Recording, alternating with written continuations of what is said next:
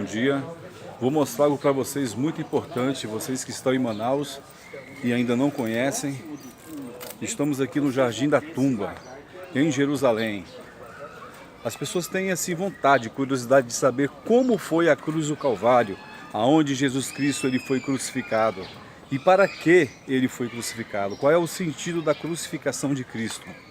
Antigamente o povo, para pedir perdão pelos seus pecados, eles tinham que sacrificar um animal. E era feito pelo sacerdote. Era ouvido todo o pecado de Israel, aonde eu estou, e todo o problema do povo era passado para o sacerdote, que transferia para o sumo sacerdote. E o sangue daquele animal, ele te justificava diante de Deus. E foi necessário Jesus Cristo morrer pelos nossos pecados, para que pudéssemos hoje ter livre acesso ao trono da graça de Deus por seu sangue. E o Cordeiro foi imolado e crucificado, e ao terceiro dia ressuscitou. E vocês vão ver agora aonde foi que Jesus Cristo foi crucificado e morto pelos nossos pecados. Vocês vão entender agora. Vocês estão vendo essa rocha? Essa parte toda rochosa? Aqui era o local onde os romanos crucificavam os malfeitores, os ladrões, as pessoas que corrompiam, as pessoas que enganavam, as pessoas que matavam, as pessoas que furtavam. Todas elas eram castigadas aqui na cruz do Calvário. Se vocês puderem observar atentamente, vocês estão vendo dois olhos ali, o nariz e a boca. Então isso tem um formato de crânio, caveira. Então neste lugar as pessoas eram crucificadas pelos romanos. E foi aqui, neste lugar, justamente naquela gruta ali, que Jesus Cristo foi crucificado juntamente com dois salteadores. E a Bíblia nos ensina que o véu do santuário foi rasgado de cima a baixo, sobre os céus de Jerusalém. E quando o véu foi rasgado de cima a baixo, o sangue dele foi derramado. Nós hoje podemos ter livre acesso ao trono da graça de Deus por intermédio do sangue de Jesus, que é o nosso Cordeiro Pascual. Como eu havia dito, antigamente, para se pedir perdão pelos pecados, era necessário que a pessoa colocasse a mão sobre a cabeça do animal e confessasse os seus pecados. E a Bíblia diz que sem derramamento de sangue não há remissão de pecados. E através do sangue de Jesus, o nosso Cordeiro, foi justificado os nossos pecados diante de Deus. Aquela separação que houve desde o Éden, onde o homem desobedeceu a Deus e foi expulso da cruz do Calvário, foi hoje reatada há 2019 anos atrás, através do sangue de Jesus. E hoje, através do seu sangue, podemos ter livre acesso ao trono da graça de Deus. Em outras palavras, antigamente o homem tinha comunhão com Deus. Deus o visitava no virar do dia, na viração do dia, às 18 horas. Batia papo com o homem e conversava com o homem. Mas depois da desobediência, porque Deus não proibiu que o homem comesse da árvore do conhecimento, Deus proibiu que o homem comesse da árvore do conhecimento do bem e do mal, mas não proibiu que eles comessem da árvore da vida, porque tinham duas árvores no jardim do Éden. Ele não proibiu que o homem comesse da árvore da vida, porque vida ele já tinha, já dispunha de vida, não existia morte. Ele proibiu sim que o homem comesse da árvore do conhecimento do bem e do mal. Aí você me pergunta, o que é a árvore do conhecimento do bem e do mal? Antes de existir céu e terra, a Bíblia fala que Deus morava no terceiro céu e no primeiro Éden. Primeiro Éden e terceiro céu era o local onde Deus habitava com seus anjos, antes de criar todas as coisas. E a Bíblia diz que entre os seus querubins existia um que se vestia de jaspe e ônix e pedras preciosas, por nome Lúcifer. Não está escrito na palavra a palavra Lúcifer, mas Lúcifer em grego, hebraico e aramaico significa anjo de luz.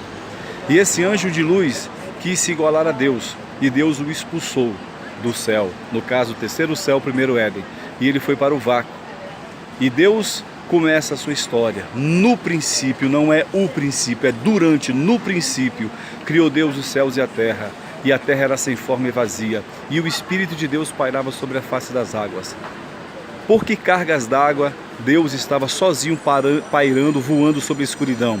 porque Deus estava triste, porque ele havia perdido a terça parte das estrelas do céu de quantidade de anjos. E eles foram expulsos juntamente com Satanás. E Deus estava bolando um plano para recompor o exército que outrora ele havia perdido, no caso, a terça parte de quantidade de anjos que foram expulsos do céu. Sabe o que aconteceu? Ele diz: haja luz, e houve luz. E quando houve luz, houve a explosão cósmica, o Big Bang. E quando houve o Big Bang, o que aconteceu? As galáxias foram se formando. E Deus assim construiu o mundo. E Deus plantou um jardim e colocou Adão. Enquanto Deus não soprou em suas narinas o fôlego de vida, Adão não tinha vida. A Bíblia fala que a matéria volta ao pó e o espírito volta a Deus que o deu. Isso quer dizer o quê? O que quer dizer isso? Que o homem foi criado do pó da terra. Enquanto Deus não soprou o fôlego de vida nas narinas de Adão, ele não havia nascido. Então, antes de Adão nascer, Deus já estava com Adão em espírito em si. Ou seja, a matéria volta ao pó e o espírito volta a Deus que o deu. Eu só posso dar uma coisa que eu tenho. E Deus foi e soprou em suas narinas o fôlego de vida. E a Bíblia diz que Deus estava em Cristo ali, reconciliando consigo o mundo. Se Deus estava reconciliando consigo o mundo, isso quer dizer o quê? Que Jesus Cristo estava em Deus e Deus estava com todas as gerações passadas, as vindouras e as que as verão. Sorry. Então, não. Gente, a gente não pode nem querer falar direito, que o pessoal fica aqui atrapalhando. Ai. Enfim, então a Bíblia diz o seguinte, a Bíblia diz o seguinte, o raciocínio quebra, que Deus estava em Cristo reconciliando consigo o mundo. Isso quer dizer o quê? Que todas as gerações passadas, as gerações presentes e as gerações futuras, elas estavam na pessoa de Deus. E Deus estava em Jesus Cristo, ali naquela cruz do Calvário, reconciliando consigo o mundo. Isso quer dizer o quê? Que se Deus estava em Cristo reconciliando consigo o mundo, a reconciliação da cruz do Calvário, ok? A reconciliação da cruz do Calvário representa o expulsar de Deus no Éden. Então, quando Deus reconcilia o homem com ele na cruz do Calvário, isso quer dizer que o véu do santuário foi rasgado de cima a baixo. E hoje nós temos novamente o livre acesso em Deus, na pessoa de Cristo, pelo seu sangue. Como eu havia dito, que sem derramamento de sangue não há remissão de pecados. Se não há remissão de pecados, sem o derramamento de sangue, foi necessário que alguém morresse pelo pecado do povo, porque todo o povo confessava o pecado para o sacerdote, que passava a bola para o sumo sacerdote, e ele oferecia sacrifícios ou holocaustos, para que o pecado do povo pudesse ser perdoado. Então, neste lugar, o véu do santuário foi rasgado de cima a baixo. E hoje nós temos livre acesso ao trono da graça pelo sangue de Jesus. Apesar dos romanos terem crucificado várias pessoas, porque este era o local do sacrifício, o Calvário, a cruz do Calvário. Então, deste lugar, quando Jesus Cristo morreu pelos seus pecados, naquela gruta, o que é que aconteceu? Nós hoje, mais uma vez, temos acesso livre ao trono da graça pelo intermédio de Jesus. Ou seja, a partir deste lugar, foi decretado a nova aliança entre Deus e o homem. Ou seja, aquilo que havia sido perdido no Éden foi restituído na pessoa de Cristo na cruz do Calvário.